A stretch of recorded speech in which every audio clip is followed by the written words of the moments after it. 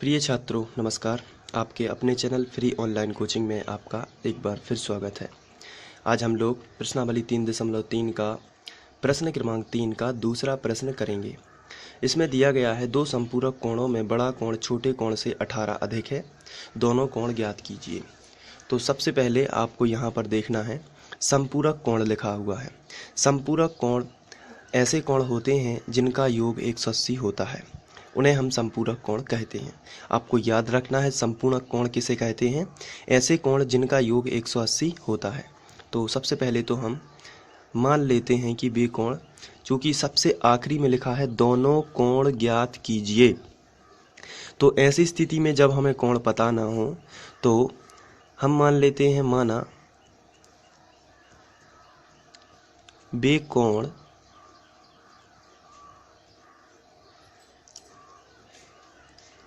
X अंश और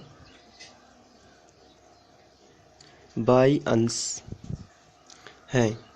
तो हमने कोणों को एक्स अंश और वाई अंश मान लिया है, क्योंकि आपको सवाल पढ़ना है और सबसे लास्ट में जो लिखा है दोनों कोण ज्ञात कीजिए, तो उस हिसाब से आपको आगे बढ़ना है। सबसे आखिरी में आपने पढ़ा दोनों कोण ज्ञात कीजिए, तो वहीं से आपको हल स्टार्ट कर देना है। लिखना है माना वे कोण एक्स अंश और वाई अंश होंगे।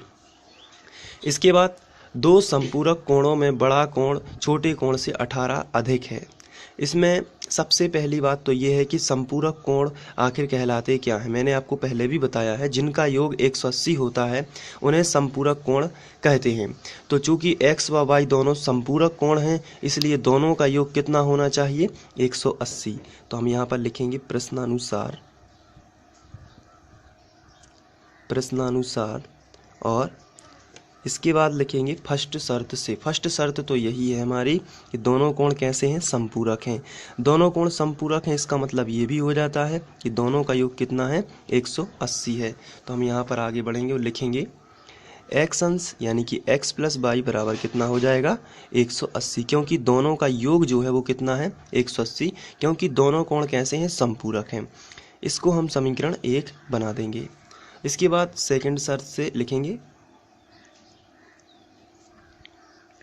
सेकंड शर्त है कि दो संपूरक कोणों में बड़ा कोण छोटे कोण से 18 अधिक है।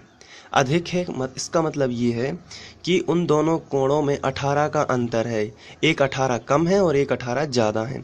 यानी कि यदि हमारे पास दो कोण हैं तो उनमें से एक 18 डिग्री कम है और दूसरा 18 डिग्री ज़्यादा है। तो हम यहाँ पर कहेंगे कि अगर यहाँ पर लिखा है बड़ा कोण छोटे कोण से 18 अधिक है, 18 अंश क्या है, अधिक है, इसका साफ मतलब ये होता है कि दोनों कोणों में 18 डिग्री का फर्क है, दोनों कोणों में 18 डिग्री का अंतर है।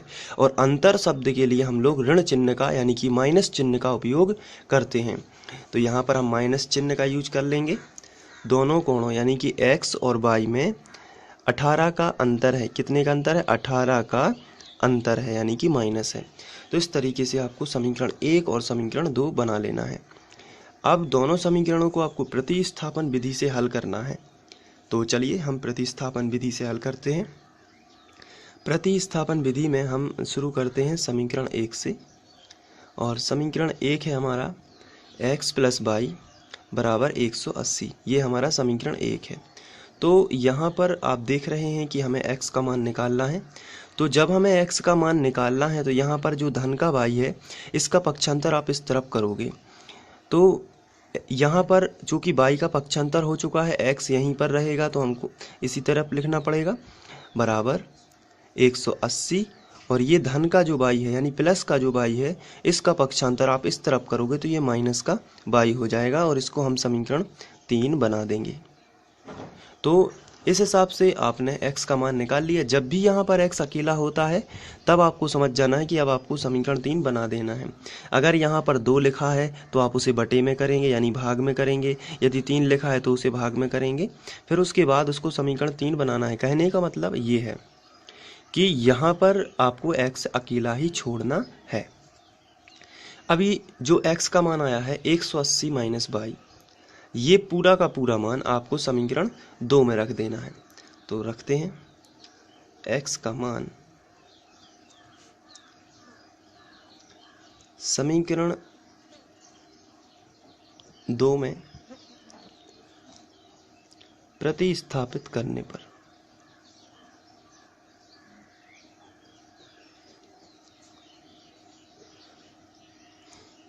तो समीकरण 2 किधर है, ये है x माइनस वाई बराबर 18।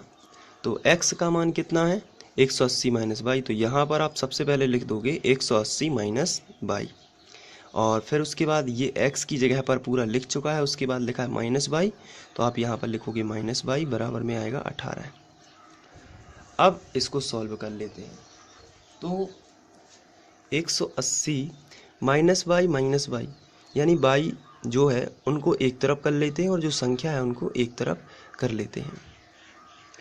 तो यहाँ पर माइनस वाई माइनस 2y हो जाएगा, और यहाँ पर 18 है तो पहले से लिखा था, प्लस का 180 है, इसका पक्षांतर इस तरफ होगा तो ये हो जाएगा माइनस का 180।